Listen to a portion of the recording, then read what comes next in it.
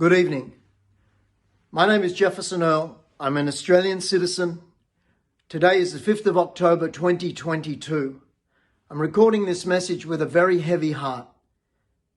That I have to do this message because my conscience is gnawing at me that I would begin to start to speak not only to the Australian people, but also to the Russian people and also to the greater world. First and foremost, I, like many, find a great displeasure in war. But the Bible speaks that there is a time for war and there's a time for peace. What we have experienced in the last 2.5 years could only be described as a pandemic of falsehoods being pushed through the mainstream media. The problem with that is that the average person is unable to come to a conclusion as to what the truth is and will make their mind up based on what they're being told. Unfortunately, the greatest problem in war is that truth often becomes the first casualty. And I think we've seen that more than anything before.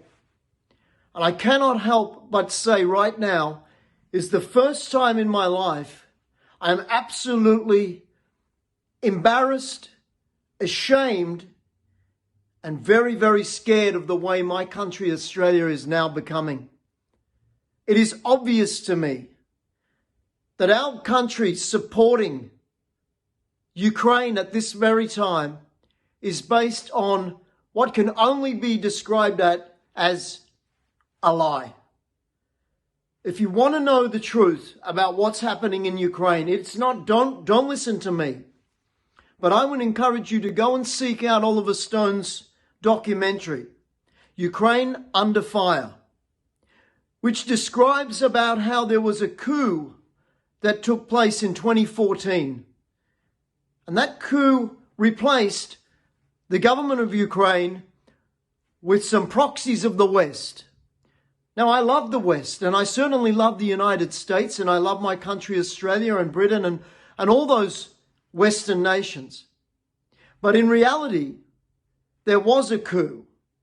And there's telephone conversations with Victoria Newland and those people that were involved back then that were talking about what was happening, and it's very obvious.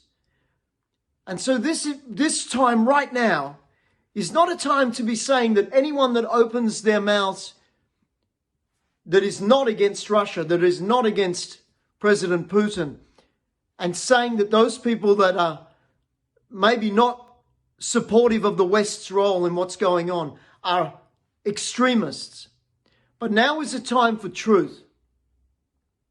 Now is a time for clear thinking and for people to actually think about what's happening. For many, many years before the pandemic, before all of this, I watched as President Putin would announce consistently that he had tried to warn the West over and over again that there were missiles in Poland, that he did not know whether or not those missiles had nuclear warheads. Now, wasn't the issue back in Khrushchev's time, wasn't the issue that Russia was moving weapons into countries that were surrounding America, into Cuba? And that Kennedy at the time brought America right to the brink of Third World War, right to the brink of nuclear war, in defense of the values of the West, in defense that a country may be putting missiles on the border. Is it okay for the West to then do the same thing to Russia and Russia not respond? When I watched for years and years Putin warning very clearly, stop doing it. Was it okay for Biden to leave $80 billion in the hands of the Taliban and the terrorists that we so hardly fought against? We lost our own blood. Our own lives were shed of our own countrymen in Afghanistan to fight against terrorists. Wasn't that what we were told? And yet we did defeat them. And as soon as Biden was in power, he gave them $80 billion worth of weaponry. Is that a legitimate thing to do? Or is that something that we have to ask questions about? I am up to my eyeballs concerned with this situation and what is happening in Ukraine, and the fact that the media is pushing the situation that will be irretrievable soon and place our country in great risk and great danger. So I say this to President Putin: please show calm and resolve. Remember that there are many Australians who do not believe the narrative, that we are not extremists in any way, shape and form, and much rather peace. But they seem hell-bent on pushing you to war. So please, President Putin, be wise. Know this.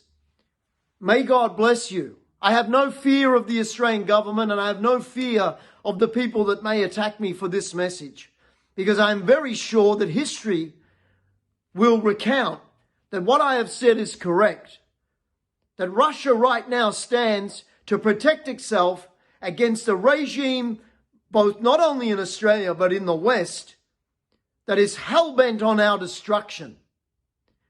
And I cannot believe that the Australian people would fall for this as they had fallen for so many things recently.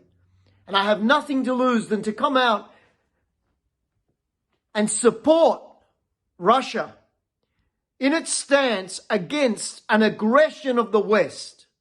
And I ask that the Western people would stop and think, do we have a fight against Russia? I have Russian friends. What do we have against Russian people? Nothing. Wasn't Russia pushed into this action? Yes, no one will say that war is nice. And yes, we would all agree that we would rather that there is no war. But in reality, I tell you this, what President Putin is doing is fighting not only for Russia, but from the freedom of the Western nations. I want these questions answered. I want to know, why was there 40 biological weapons facilities discovered by the Russians in Ukraine? What were they there for and what were they doing? I want to know, why was there a coup to infiltrate Ukraine, particularly by George Soros, that has brought mass destabilization?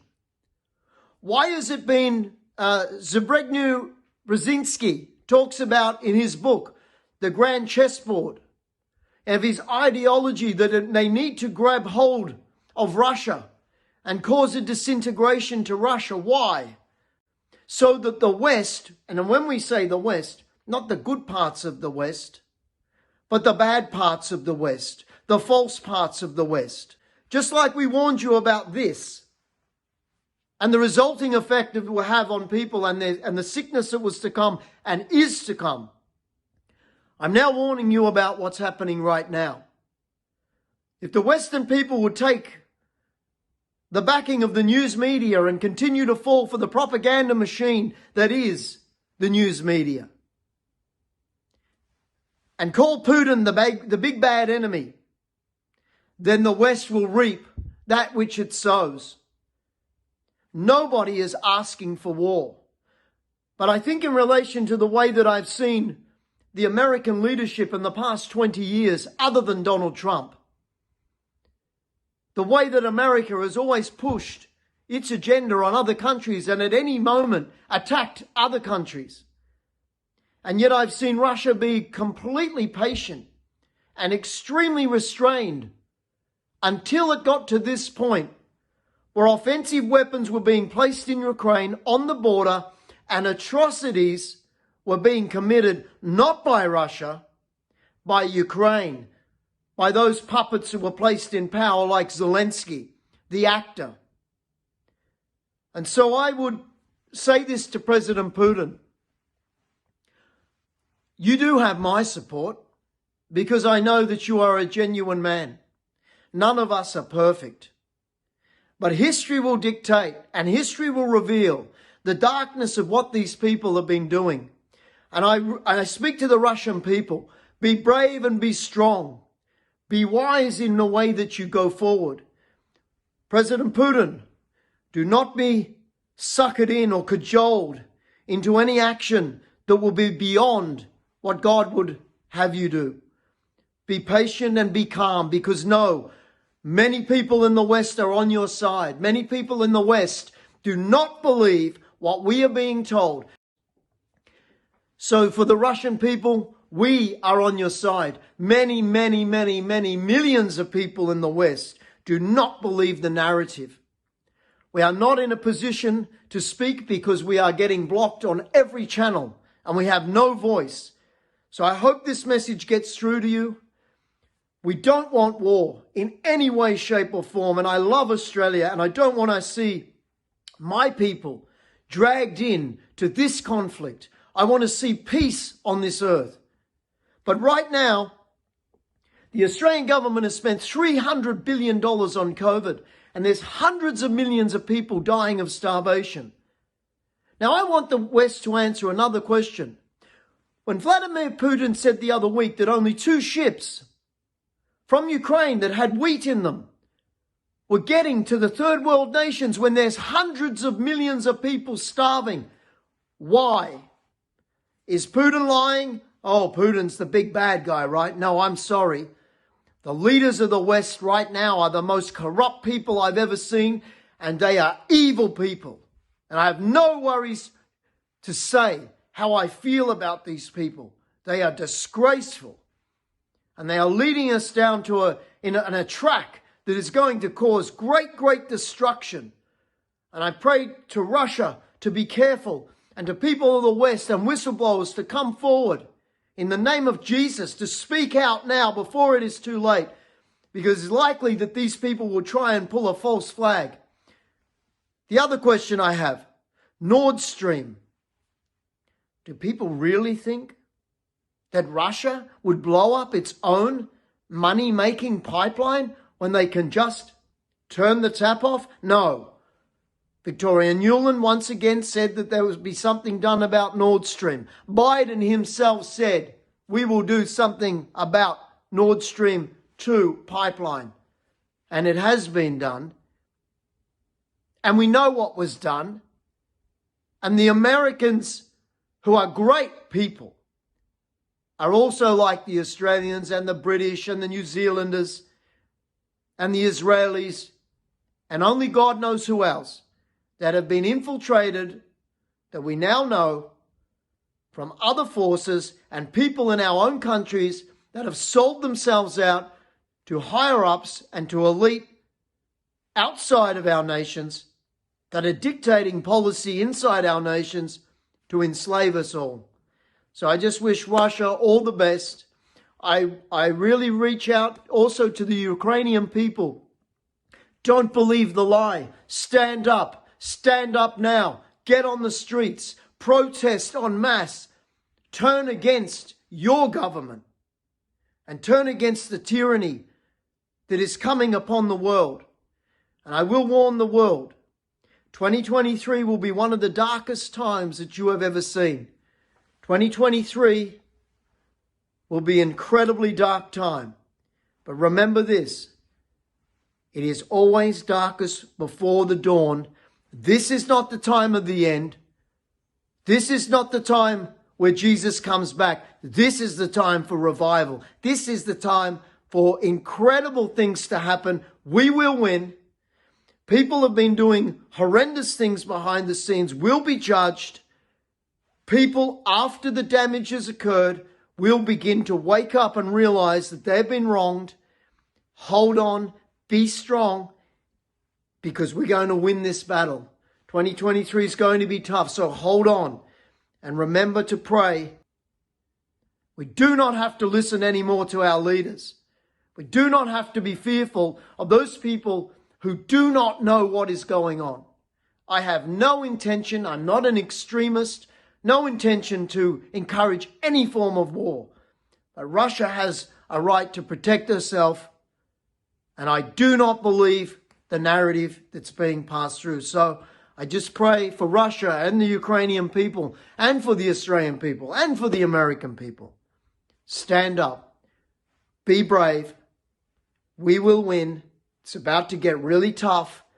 Be wise. President Putin, I'm praying for you. God bless.